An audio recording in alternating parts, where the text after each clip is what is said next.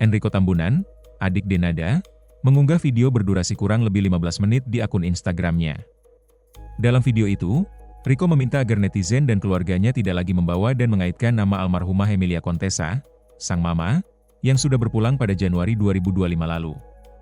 Selain itu, Rico juga menceritakan kondisi mental kakaknya ketika ditanya apa yang terjadi di masa lalu terkait identitas ayah Ressa Rosano.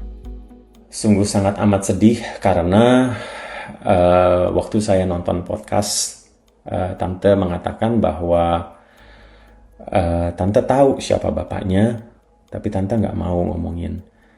Saya, seperti yang Tante tahu sendiri, kalau saya boleh tunjukkan sama teman-teman lagi, chat sama Tante, bahwa baru di pertengahan 2025 saya diberitahu sama Tante siapa itu Ressa. Jadi saya tidak tahu bahwa Ressa itu adalah anaknya Mbak Dena pada waktu itu mungkin karena saya tidak tinggal di Indonesia, dan kalaupun saya lagi jalan-jalan ke Indonesia, saya tinggalnya di rumah papa. Jadi keluarga papa tidak ada yang tahu juga gitu.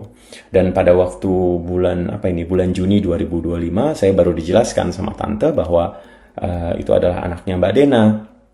Lalu saya minta di chat berikutnya, saya bilang, Tante tolong, itu bukannya anaknya Tante, bukan anaknya Mama, bukan, itu anaknya Mbak Dena. Terus saya bilang, bentar, bagaimana ceritanya Tante, kayak gitu kan. Udah gitu saya bilang, dia waktu itu tidak mau menjelaskan lagi, dan tidak memberikan kejelasan yang jelas, sampai chat-chat yang berikutnya juga sudah bukan ngomongin hal yang itu lagi gitu, sudah lompat ke topik yang lain. Lalu kalau saya bicara dengan kakak saya pun jadi kasihan. Entah kenapa saya tidak tahu terjadi apa pada waktu dulu itu, sehingga kalau saya ngomongin masalah seorang laki-laki ini yang kita sekarang, saya bisa mungkin meraba-raba kira-kira siapa orangnya, antara yang mana dengan yang mana, tapi kan tentunya saya tidak tahu secara pasti karena saya tidak di Indonesia. Tetapi setiap kali saya mencoba membawa omongan itu ke kakak saya sangat amat sedih sekali langsung gitu loh. Dia nggak mau bicarain, dia seperti ada, anggaplah bahasa awamnya, sebenarnya saya bukan seorang medical practitioner gitu ya, tapi seperti orang yang PTSD begitu.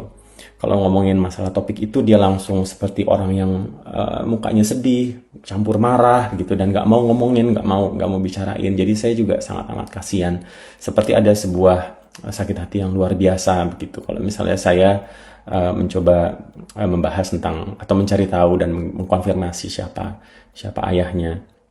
Oleh sebab itulah yang menjadi kekecewaan saya yang paling luar biasa adalah kalau di dalam podcast itu dibilang Tante tahu siapa bapaknya, kenapa kok Tante malah yang Tante serang gitu adalah yang malah keponakan sendiri, bukan yang orang lain yang justru dialah bapaknya, dialah yang harusnya memberikan nafkah utama kalau menurut saya.